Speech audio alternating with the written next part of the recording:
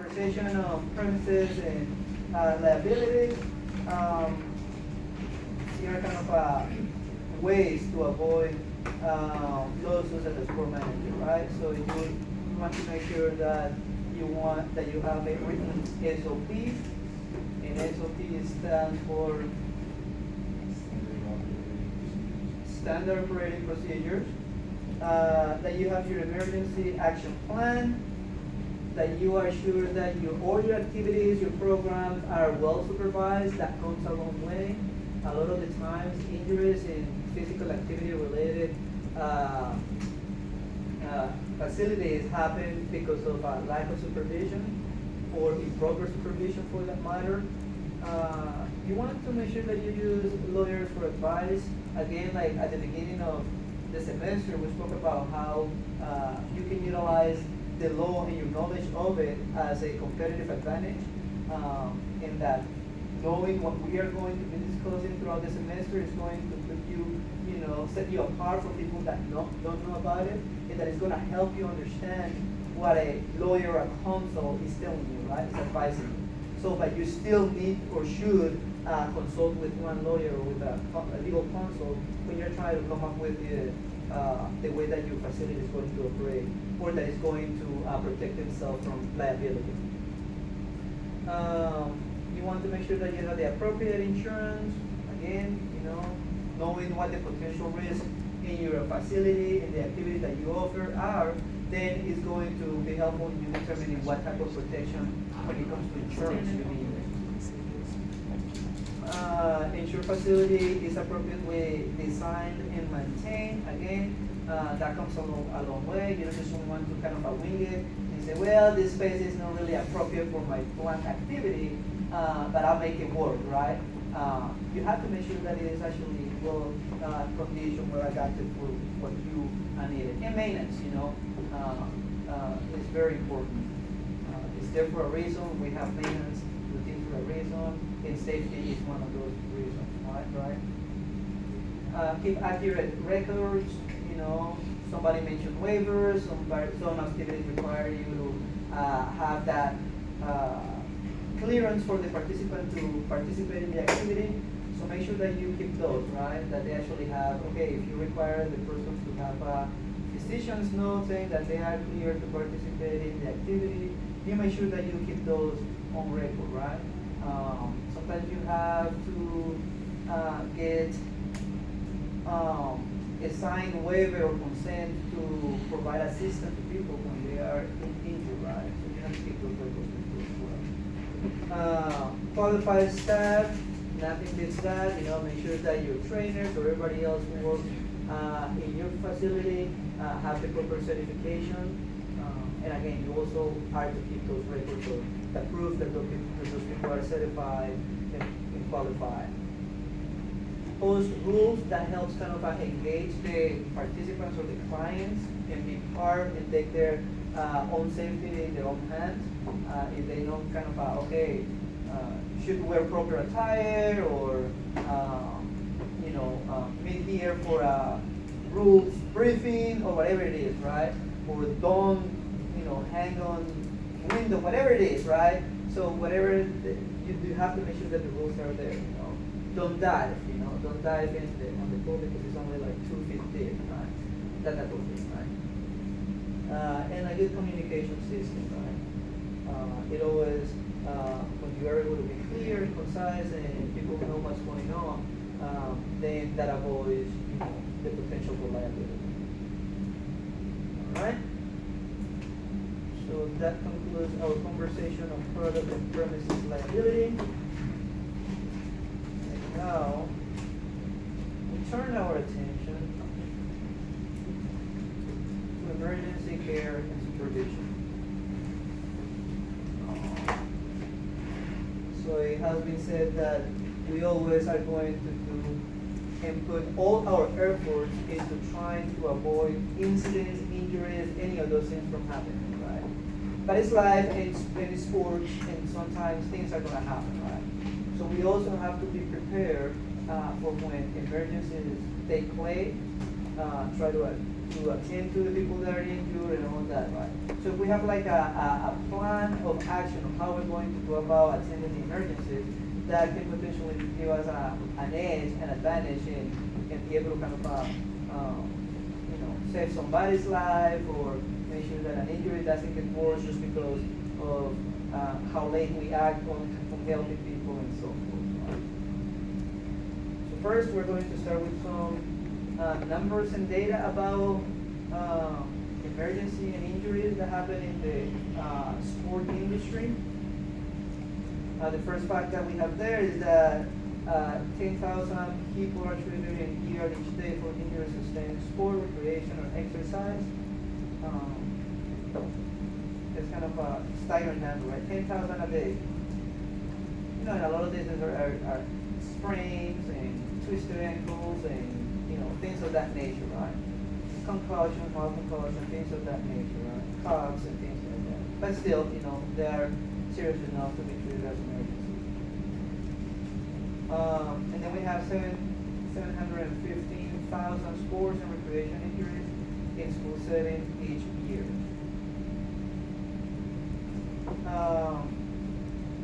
And 80% of these injuries allege a lack of supervision or improper supervision. So when it comes to people that get injured while being physically active, while doing sports at a recreation facility or a school or a gym or things like that, they usually attribute it to the lack of supervision or to improper supervision. 80% of the cases. Does that make sense?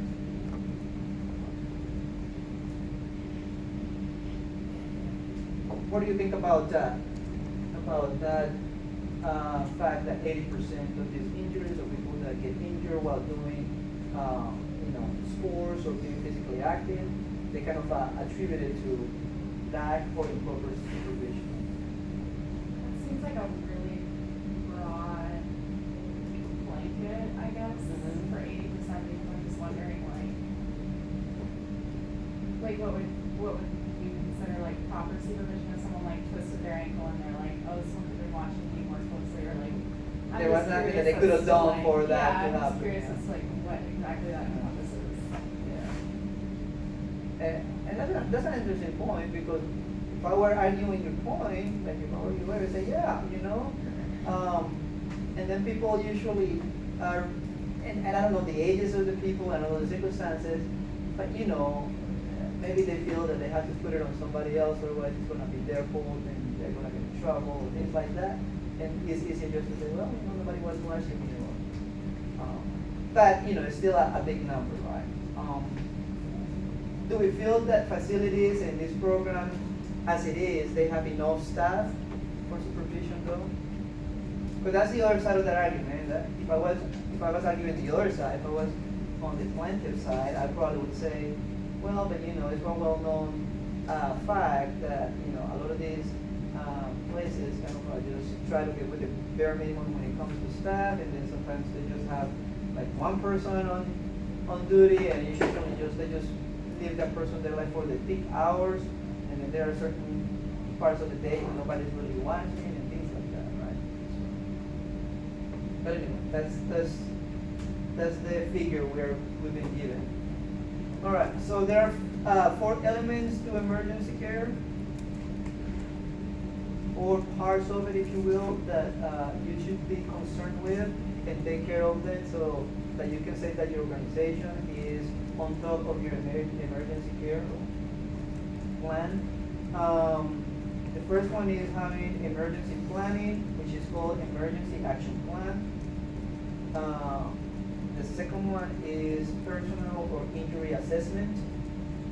The third one is adequate equipment and certifications. And then the fourth one is implementation of procedures.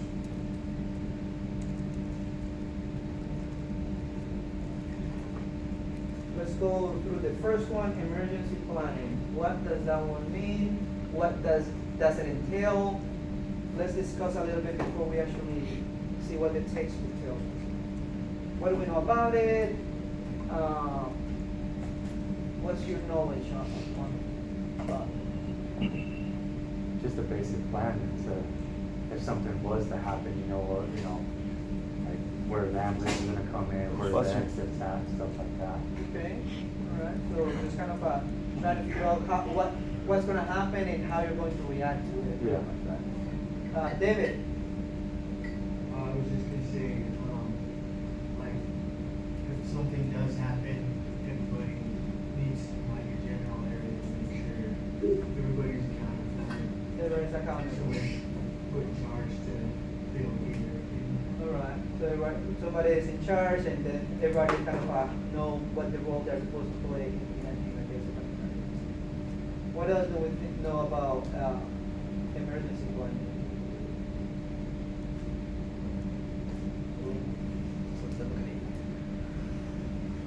All right, let's go ahead and see.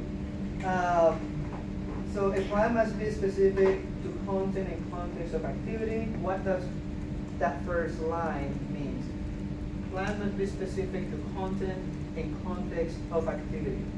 What does that mean? Like, I read that as if you're planning for events happening on a football field, like you should plan for there being a crowd there and stuff like that, like making sure you're planning for all of the elements. Okay, so all the elements, so that's kind of all the potential incidents that you may encounter in that particular activity, which can vary from activity to activity, right? So, for instance, if you're planning for, attending or helping with injuries, you probably will plan differently for a football game than to a, basketball game. Are they two different of injury types, right? Or probably different from what you would kind of plan for if you were at a swim meet, that type of thing, right? So what's potentially could happen during this activity may vary from this other activity, right? So when you are doing your emergency planning, you're kind of having that in mind, that hey, here concussions are very likely, twisted ankles, whatnot, right? Here, people might, have issues with potentially drowning or, having issues with the lungs and things like that, right? So you're gonna plan according to that, right? What is more likely to happen? So again, planning begins with assessment of the risk of the activity. Is what I just said. I have to know what the activity is, and I have to look into the potential risk of that particular activity. You look at the potential dangers there. Amy is right. You can also want to broaden, right? You probably are going to focus on the activity itself, but you also have to take into account factors or elements like, people around it and around, fans, and what the potential danger or risk for those people are, or what potential danger or risk they present, right? So,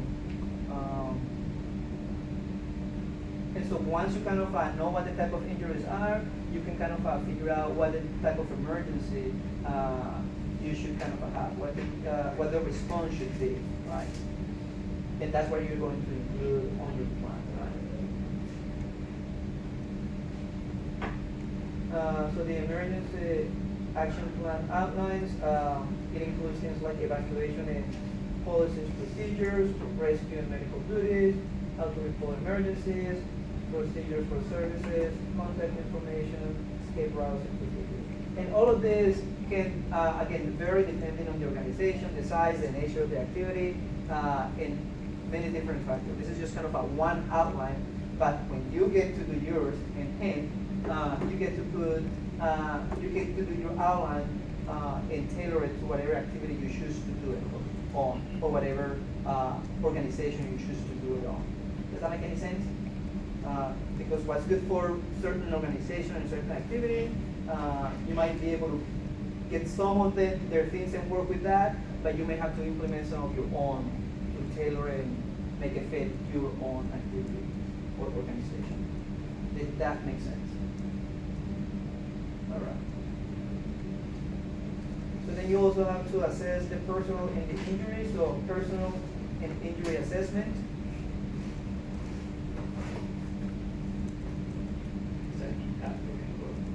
Say that again? Go back here? No, this one I got it from a different source. And just about it, you know, EAP outlines are easily found, right? You have to do a search and you don't come back very quickly.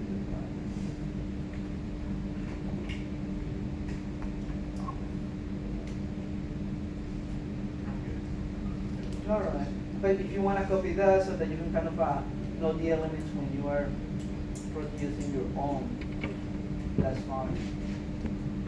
Yes, you will produce one. All right, so hopefully everybody got those. You can also look it up if you want. So personnel and injury assessment. The staff must be trained and qualified to administer care. So when you are kind of preparing your emergency plan, there are certain minimum objectives that you have to have, right? One of them is to make sure that everybody in the organization is on board with the emergency plan and that everybody is capable of helping with whatever role they are supposed to be playing during the emergency, right? And that at times require people to be certified on first aid, you know. You may have different people in different sections of the organization. Some of them may have to have actually more advanced training, right, than others. But at the end of the day, everybody should be able to provide at least minimum first aid, right, care. Facility operators have the duty to provide reasonable care responses in life-threatening situations. And that's kind of one of the reasons why what I just said, right? Everybody in the organization, they do have that responsibility, right, or duty. That if something goes wrong, that they're going to jump into action, at least while, you know, help, you know, medical help arrives, right? You cannot just see somebody, I don't know, having a seizure or having something, just kind of stand by and don't do anything, right? So that's why you need to make sure that your staff has some sort of training to help people in this situation, right? Or if somebody, again, with a twisted ankle, you're at least going to try to, I don't know, helping get, you know, seated or put some ice on it while somebody gets there, right? You're not just going to leave the what do you call it? Just going to let it suffer there. Specific duties and roles should be included in the EAP. Specific duties and roles should be included in the EAP. One more time, specific duties and roles should be included in the EAP. I think that kind of goes, it ties up what David was talking about, is when your emergency action plan should detail what the duty of each person in the organization is, what role they're going to play in case of an emergency, right? What does that one look like? Kind of give me an example of what we're talking about here. When we say specific rules and duties should be included in that emergency action plan. What does that mean? If you call 911, you get the You get the aid kit, the kit, right? The first aid kit, is that what you call it? You get the defibrillator, you make sure that these people that are over there are evacuated to the right route, to the, you know, kind of appointing people to the evacuation route. So it's that, right? Making sure that people know what to do. So who is the person in charge, the cool person, the control person, like that, right? What are you gonna be doing during an emergency? Right? Then the third element for emergency care is equipment and certifications. What do you think that one is? Why is it important? Let's discuss it before we discuss it.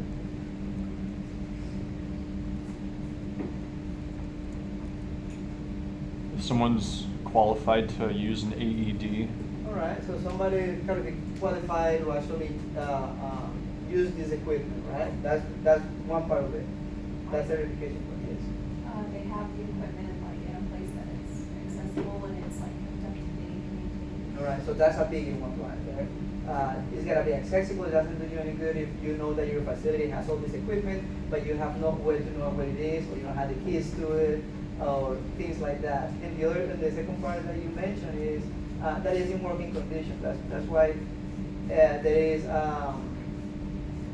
a mandate by law that says that organizations or businesses have to keep their have to check their equipment, right, for things like batteries and that they're actually working and all of that, right? Because same thing. What if you get to the piece of equipment and then, oh, it doesn't even turn on, you know? So that wouldn't be good, right? So things like that we are talking about when we talk about equipment and certification. Staff should be trained to use equipment and to know where it is located. So that kind of is what Spencer said and what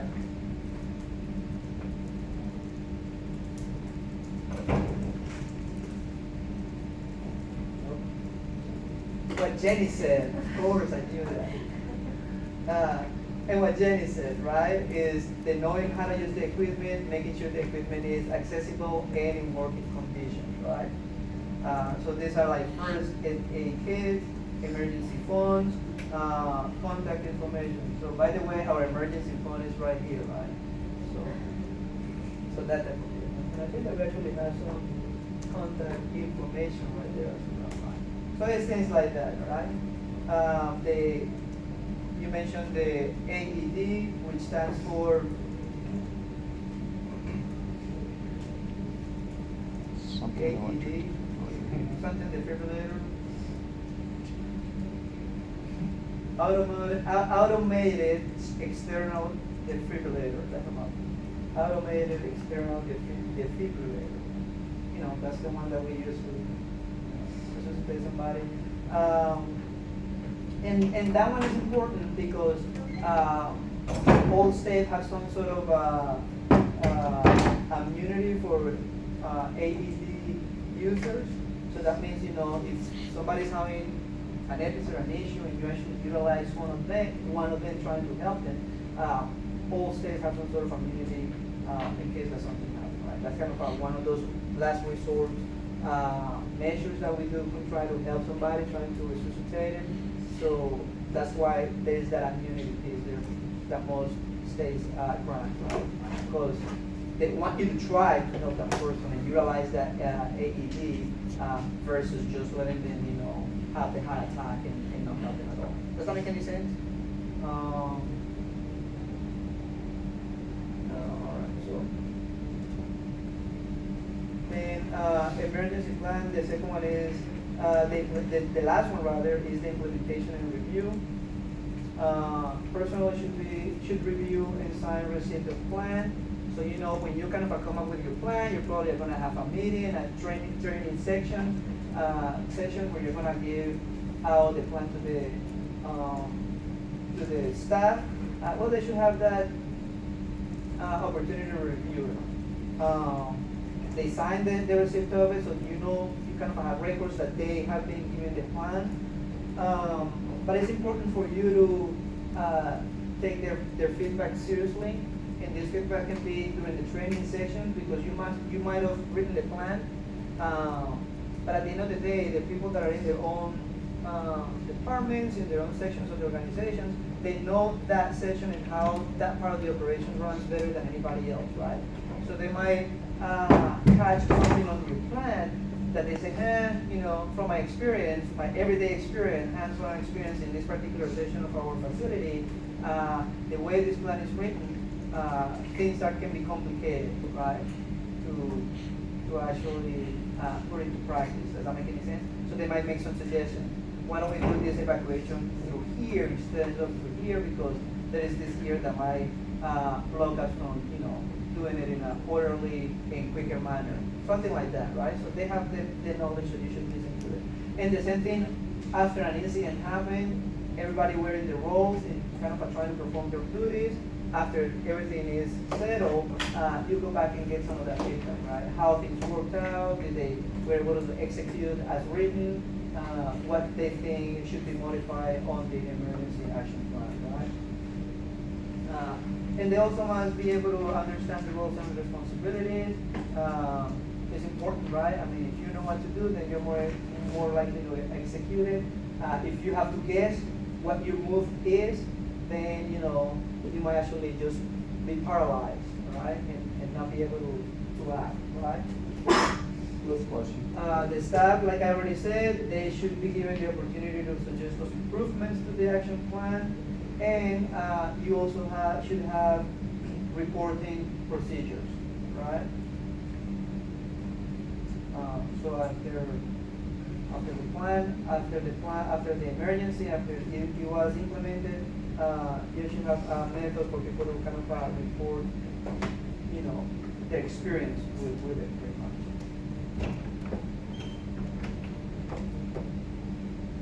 Okay.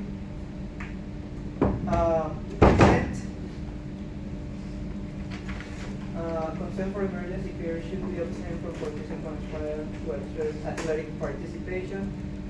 I kind of mentioned this when we were talking about helping somebody in an emergency situation or keeping records. That's what I mentioned, right? If you are the manager of a facility, this is one of those records that you should keep from your participants or clients, right? That they consent for you and your staff to help in case of an emergency, right? If the participant is a minor, parental consent should be obtained in addition to participants' assent. Remember we talked about consent and assent in previous conversations, so that's another record that you should keep. Why do we have to have this consent for emergency care? We're going to talk a little bit about Provide help. Say that again? To provide help. To provide help, but why do we need to kind of have consent of people for us to help them? Does that make any sense what I'm asking? That way you're not liable. You're not liable, Yeah. right? In what situations could we be liable? Like that guy here saying I tied it broke a rib. Yeah. Right? When you do see Yeah, that. things like that, right? Well, I mean, like, they then just can't easily claim, oh, I didn't mean you to help me, or, But then, if you actually have kind of a consent to be helped, then it'll be easier. Somebody talked the other day about, what do you call those? Not resuscitate. Is it DNRs? Tags, right? Some people are just not willing to be helped. It doesn't matter what the situation is, right? So they're in your facility and then they are having, again, a heart attack or something like that. And then they have kind of a premise, that can be a tough call, right? But they have kind of made it known that, hey, they don't want the help, no help. And we already said coaches and trainers should always have a copy of these consents on their files, right? So that brings us back to that record keeping. In athletics, a number of records must be kept up to date. First one is the medical history of the participant. The second one is the pre-participation physical examination form. You have to have the consent for treatment. You have to have injury and accident reports. You have to have physician referrals.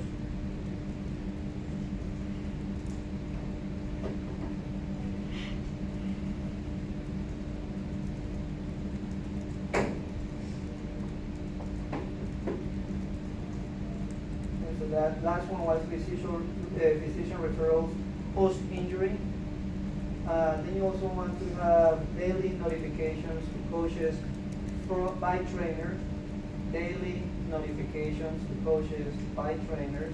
This is also post-injury. Daily notifications to coaches by trainers post-injury. You also want to have records of diagnosis and prescribed treatment from physician. Diagnosis and prescribed treatment from physician. This is also post-treatment. And then you also want to make sure that you have the daily treatment log maintained by the trainer. Daily treatment log maintained by trainer. All right, so everybody got those?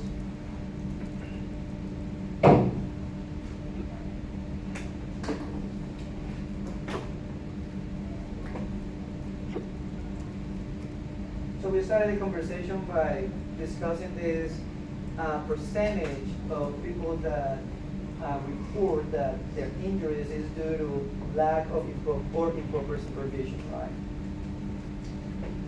So we do have that notion that supervision is key in athletics.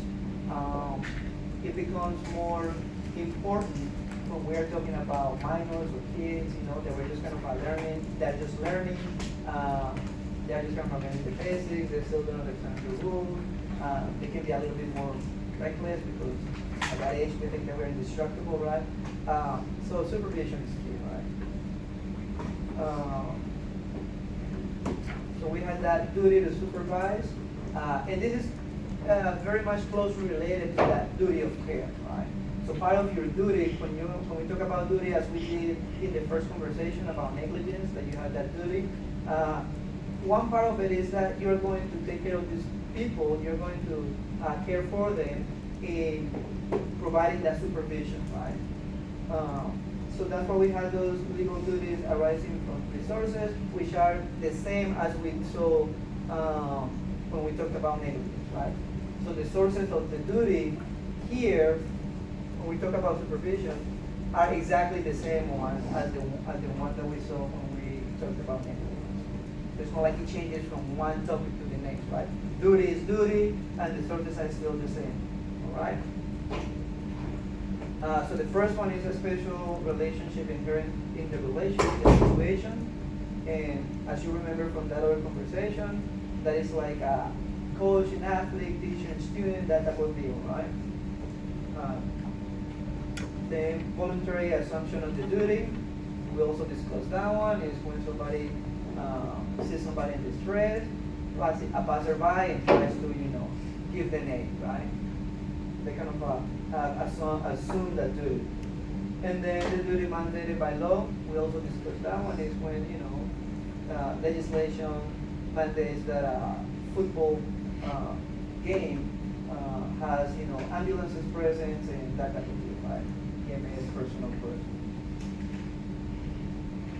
So we have two types of supervision. One is general and one is specific. Before I show you what they are, I want you to tell me what you think they are. Two types of supervision. One is general, the other one is specific. What do you think they look like?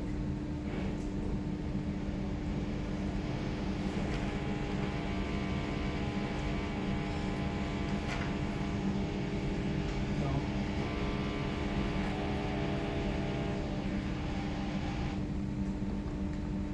So it's just overseeing individuals, does not require constant supervision.